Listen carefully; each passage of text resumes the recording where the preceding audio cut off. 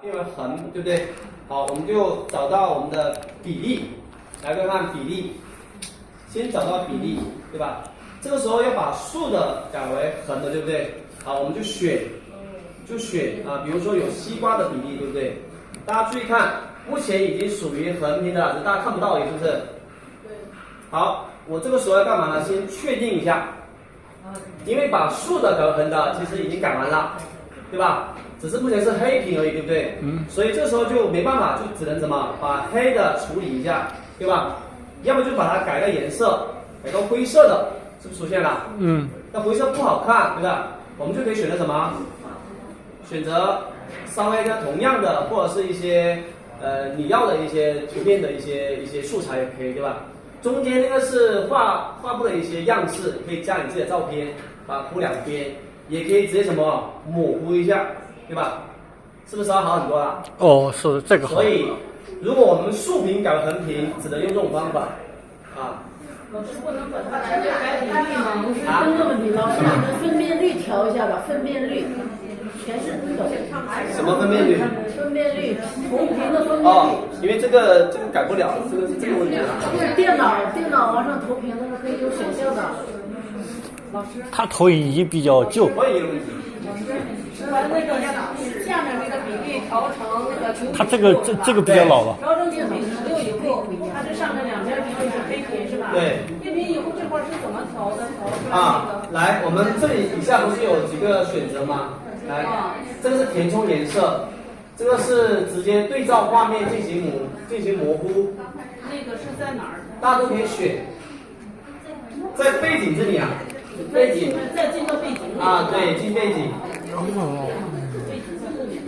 大家将就一下，因为这投影是有点模糊的。完了是画布颜色是吧？对了，对了，画布模糊是吗？啊，对。用画布颜色吗？啊，对。啊，对。前面写黑色，写个白颜色，对。那这种方法呢，同学们大家看一下哈，比例大家自己选，喜欢就可以了，没有要求的。老师怎么闹出来的这个？啊，在背景这里，背景。好，再来一遍哈，再来一遍哈，来，再给它放慢0.5倍的速度哈。来，请看屏幕，我现在试一下，来一张横屏的给大家哈。来一张横屏的给大家，竖屏是吧？啊，给张竖屏的，给个小算给大家看一看。哦，横屏的好一点哈，为什么？横屏更好去诠释这个内容哈。来，这张是横屏对不对？我们把它改为竖的，在哪里改呢？找到比例，认识比例了啊。一级菜单栏，点进来，我们改为抖音的是多少啊？9:16是不是？看图标就知道了，对吧？好，点一下，这个时候直接打勾就可以了，比例就改完了。但是屏幕上是不是还是横屏的？因为上下都有个黑边，很大黑边。所以我们只能干嘛？两种方法哈。我先讲第一种就是改变背景。好，统一操作，点背景。这时候呢，要不填充黑色的面积，把它改为我们认为比较好看的一个颜色，比如说绿色啊，太刺眼了，对吧？啊，灰色，对吧？淡灰、浅灰、白，对吧？有见过这种画面吧？哎，这种上下的空白区域能干嘛用呢？可以做广告区域，在这给它打个什么？打个广告，对吧？啊，这边写个小标题，是不是有这种视频啊？有啊。如果你想打广告，就这么处理，对不对？如果你不打广告，我们就干嘛？选择什么？模糊就可以了，模糊一下，是不是啊？哎，这样就能够什么区别中心的一个内容，对不对？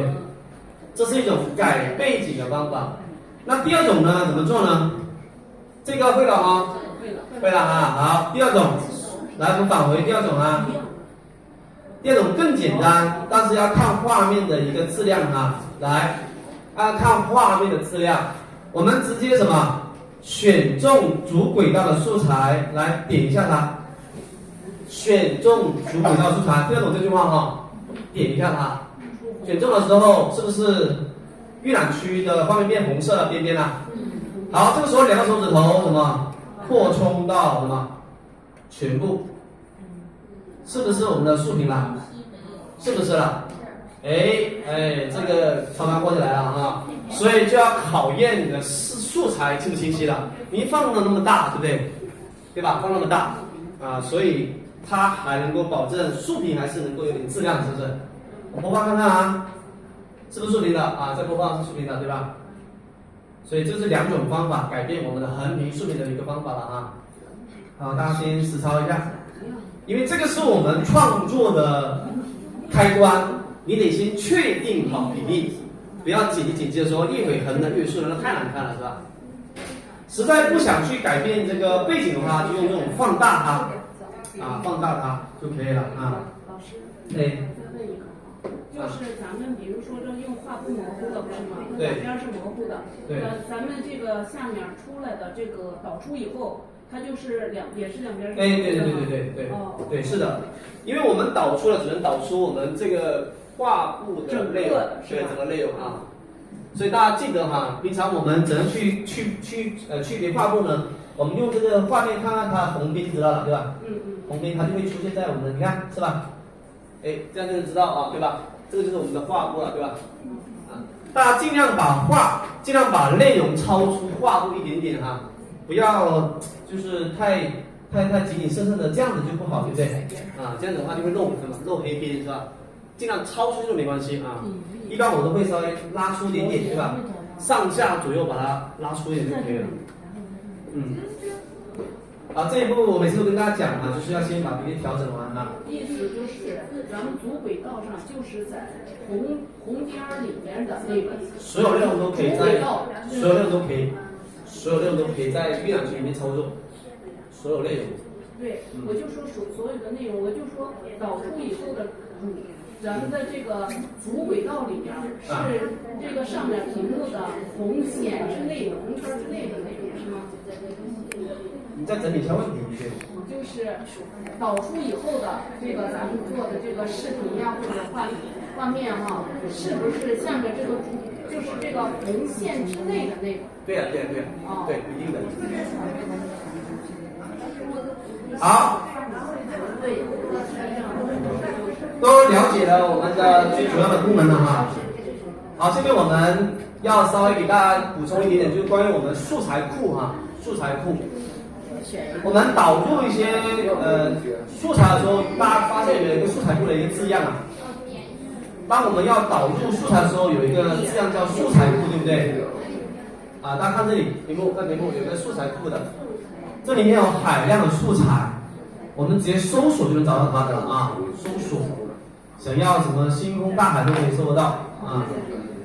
平常大家看到一些稍微热梗的一些片段，对不对？给大家看一下啊。都有啊，大家随便看看，有一些黑屏、白屏、绿幕，对吧？还有一些笑梗，对吧？都有，是不是？很多啊，找到了吗？好像这些对吧？啊，老不乐很多哈，是不是？很多啊。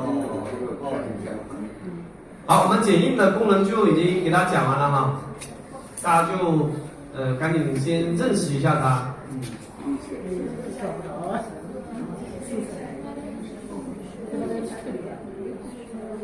分辨率、帧率刚刚讲过了，我们跳过了啊。好了，那接下来工具认识完之后，我们就要稍微了解一下剪辑的这个全流程的哈。先给大家讲讲概念哈。工具已经简单认识一下，现在要稍微理解一下剪辑的一些基础概念，还有我们底层逻辑。剪辑的定义呢，其实就是把我们的内容创作哈，稍微做一些人为的一些手段进行拼接、删节，对吧？甚至是做一些排版啊，有点类似于你做那个什么手抄报的意思啊。我们以前都报手抄报，对不对？啊，应该把标题放哪是吧？就是这个意思啊。裁剪、拼接、删除、添加啊，这是叫剪辑的一些定义。那剪辑的目的呢，其实大家应该知道哈，就是剪一个好的视频跟剪一条不好视频，就是要让别人知道你在剪什么，是不是？就是重点，是不是啊？啊。如果你剪出来，人家完全看不懂，那证明剪的时候就没有按照我们的主页去剪辑了，包括又没有很好的声音，又没有很好的画面，又没有很好的内容，对不对？所以剪辑最多就是我们让观众能够跟我们互动啊，剪出来啊，特别的让别人喜欢、看得懂、感动，对不对？特别是有一部电影，大家应该也看过了哈，叫《哪吒2》是吧？《哪吒2》票房现在已经冲到了全球动漫类的第3还是第1，我忘了。就这部片虽然说不是真人演，对不对？但票房那么好，它肯定是有很多一些优点，对吧？情怀优点，对吧？民族风，对吧？人设，对吧？等等都有，对不对？所以它的剪辑的内容太丰富了，对吧？但围绕一个点，就是它能够告诉别人他在讲什么，对吧？就讲一个角色，是不是？所以这是我们的剪辑的一个定义哈。那一般我们来看一下哈，我们可以用这么通俗易懂来去理解剪辑啊，就是把一些很琐碎的素材重新排列组合，讲一个新的故事啊，这是我个人定义为剪辑的哈。因为我印象当中，我大学的时候剪一条视频，当时是用台式的，我们当时剪一个毕业作品才3分钟，然后要导出要导1个晚上的，就是要点那个导出哈。那作品要第2天才能看得到，当时的设备不是很好嘛。当时在想，我们拍了那么多，每个人都剪得不一样。后来我就理解了，其实剪就是把所有的素材重新排列组合，对吧？然后讲一个新的故事。大家可以理解，如果现在陈导给你一个素材，对不对？你剪的可能颜色特别的高级，对吧？但是内容不是说很清晰，但你剪的话可能就颜色一般般，但是内容很打动人，对不对？所以就靠我们2位的剪辑思路跟逻辑来进行拼接，对吧？好，大家来看一下这个视频哈，我们来看看剪辑到底是怎么形成的哈。来，大家看看我这个作品，平常一般也看不到底下这些内容哈。我们先来看看，就是上面显示的跟下面有什么一些关联的哈。我看看上面，我看看下面。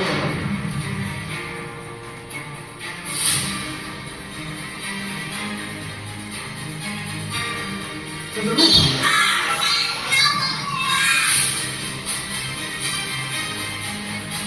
大家上午好。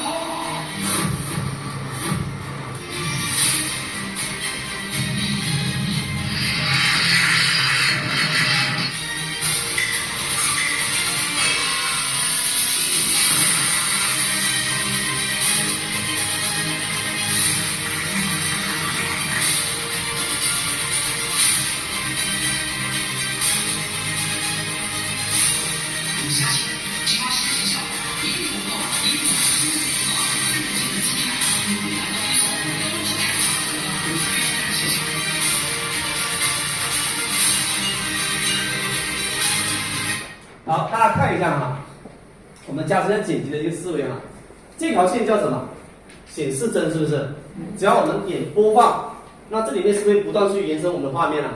是吧？然后我们看看这些轨道的内容，你看，基本上就是我们所理解的拼接，是不是？是。啊，怎么拼接就看我们的工具，对吧？一会加一个这个转场，对吧？啊，一会稍微缩短时间，一会稍微延长时间，对吧？然后这里还有一些画中画。对吧？如果说我们画面中不完美，又可以什么重新加一些内容都可以。刚刚你们看到那些类似于水珠的、水滴的那个画面啊，那个叫画中画，是不是？所以当我们的画面它不只是一个信息的时候，我们可以叠加转场都可以。包括这条线，对吧？为什么这么些点点干嘛用呢？就它能够什么控制画面的节奏。所以这个显示帧只要移动过的那个面那个位置，就是我们要去呈现的画面啊。所以我们可以思考。比如这1秒钟啊，应该放什么内容啊？这1秒钟应该放什么内容，都应该是按照脚本来进行处理的。所以我们从中往右去堆积啊，就可以做出一条片子了哈。那我们再来看一下这个视频啊。如果说我们拍一些稍微小碎片的，你看这里面，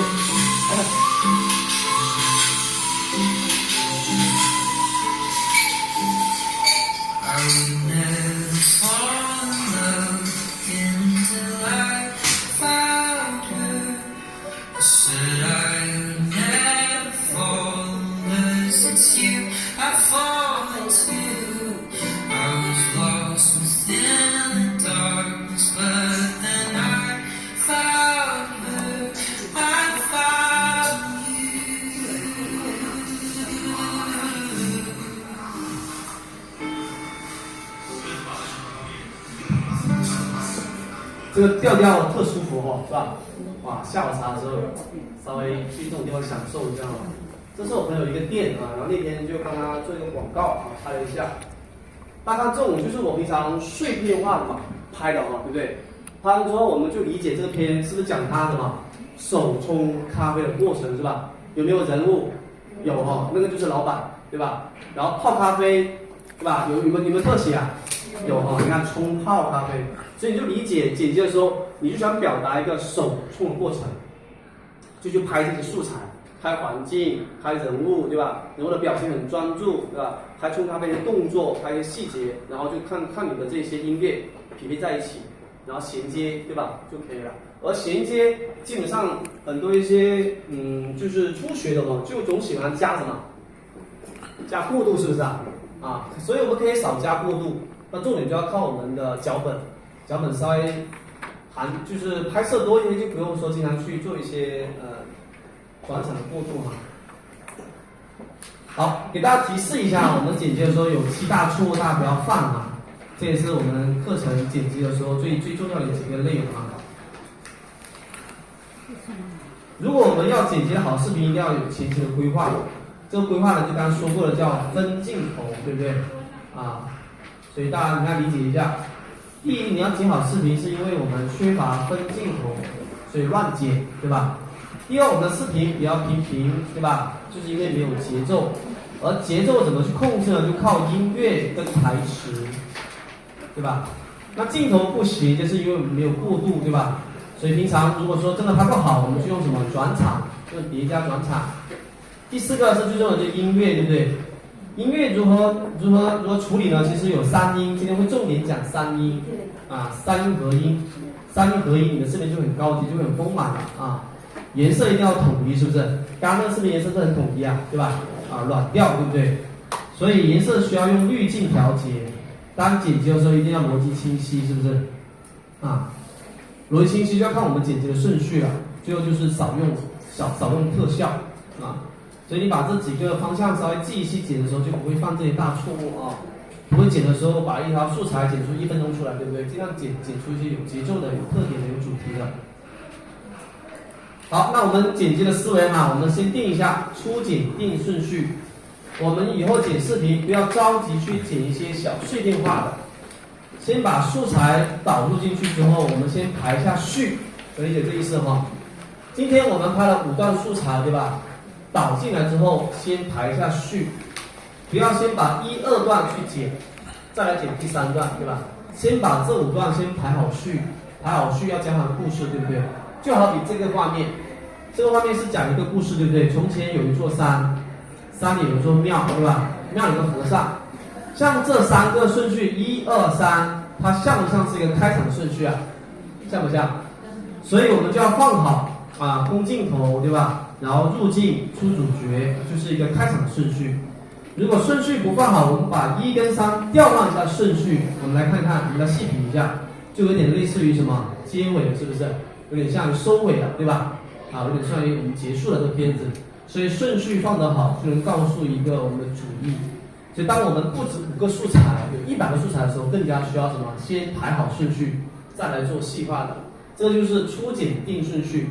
所以今天大家来就已经学会了一个，就是剪辑的时候会更加轻松剪出一条片子，因为你已经把握了大局了，细节基本上可以稍慢慢去做，对吧？好，那我们的剪辑的3大调，我们今天就讲这2个哈。我们今天会有实操啊，先讲这2个概念，我们再来实操哈。文字因为也不难啊，这2个稍微难一点哈。来，音乐有3个音，大家记一下，有音色啊，有音色。讲完音乐，我们稍微休息10分钟啊。我们先有一个音色，音色大家这样去淘宝买一个收音设备啊，不贵，100多块钱就有一个啊，就是夹在我们的衣领上的啊。一般夹了衣领，它刚好跟我们的发音嘴巴相隔差不多，大概10公分啊，所以就刚好啊，很标准。所以我们的视频有一条很好的这样的一个收音的人声，会给你的视频加分的，很脆这个声音啊。而且你去菜市场买菜，然后录视频的时候就会什么去宅，是不是？你在家里面啊，在公司啊，在路边啊都可以录啊。很多主播啊，在做节目的时候都是有加这个话筒的，对吧？这第一个音一定要收音。第二个音叫做 BGM， 是什么意思呢？就是背景音，对不对？这条音就是我们的氛围的氛围的调节整一条视频的一个氛围的，这条音一定有，对不对？一定有。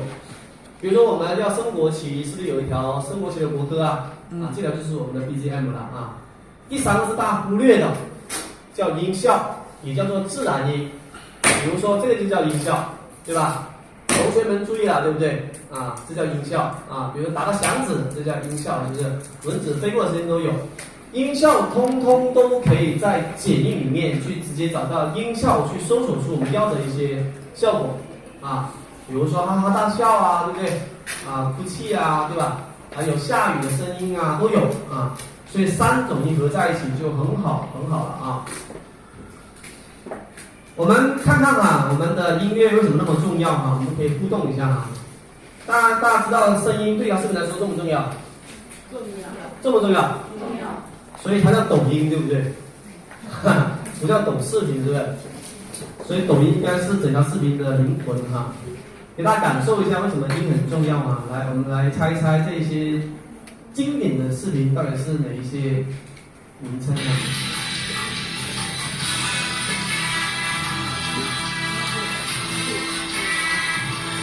这是什么电影赌王。赌神。如果你要拍一条搞笑的一个出场视频，对吧？就可以配这条音，对不对？是不是？人没出来就已经先火了，这条视频你信不信？因为大家都已经觉得好像你们要出来了，我先听一听，对吧？这个大家不用说了西游记的西游记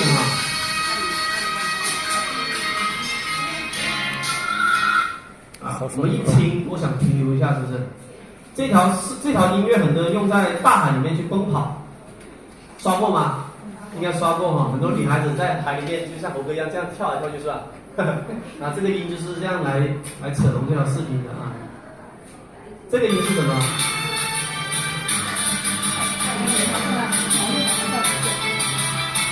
王力宏的张三丰老师这个音你觉得应该配哪里？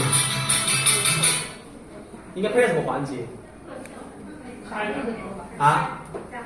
你有绝活的时候，是不是？对吧？是不是这个意思大家点头那这条音乐应该放哪里？准备搞活动了对吧？5一出游了，对不对？所以各位稍微一定要理解今天这门课，音乐相当重要。视频剪得不咋地都没关系，配条好音乐最重要中午我刷到我一个哥们我一位女闺蜜我一女闺蜜，她是做民宿的做短视频的，她中午拍了一条拿扇子的，然后音配得很古典的，我就刷了很开心。她没讲什么内容，就在那里上跳舞那音乐配得很好所以音乐相当重要，所以大家别着急剪视频，而是什么？找一条匹配你这条视频的音乐，大家认可吗？这条音乐是可以牵引你怎么剪这条视频的，所以你可以揣摩陈老师说的话，为什么大电影都需要有人专门去配这个叫影视音乐，是不是？大电影是不是要请乐团配音乐的？要对吧？要花钱的，他不是随便找一个人的音乐来配个电影，对不对？他都得重新去设计某一个环节的电影音乐的来感受一下这些没带音乐的画面效果。就是没带任何的一些音乐的，是不是？没感觉甚至没任何声音的也没感觉对吧？没感觉吧？没作用，对不对？加点音呢？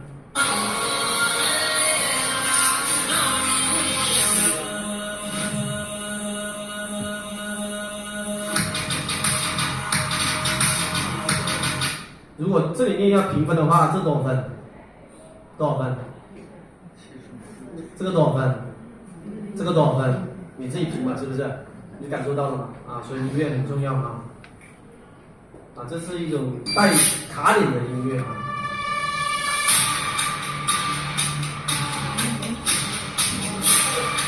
很恐怖对吧？